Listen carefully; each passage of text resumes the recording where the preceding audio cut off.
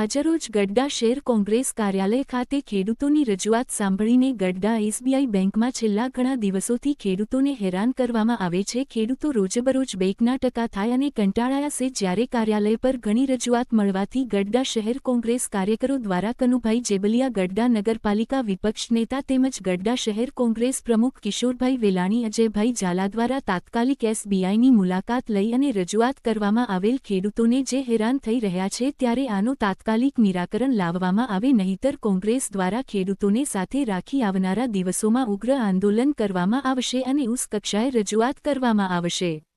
Reporter Jaydev વી મંદિર પાળિયાદ।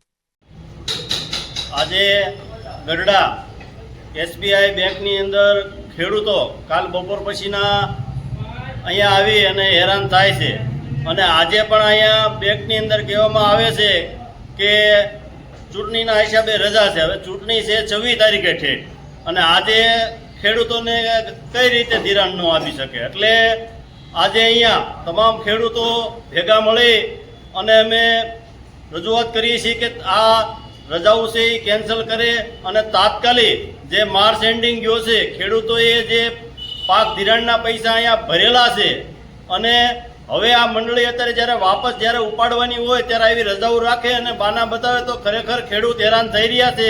તો અમારી એક જ માંગ છે કે આ તાત્કાલિક આનો જે મેનેજર હોય એ બેંક શરૂ કરી અને આ ખેડૂતોને જે હેરાન થાય છે અને જેને ધિરાણ ઉપાડવાનું છે એને તાત્કાલિક ધિરાણ આપવામાં આવે। ખેડૂત પોતાનું કામ ધંધા છોડી વાડીએથી મૂકી અને અહીંયા આવ્યા છે અને હેરાન સતત થાય છે।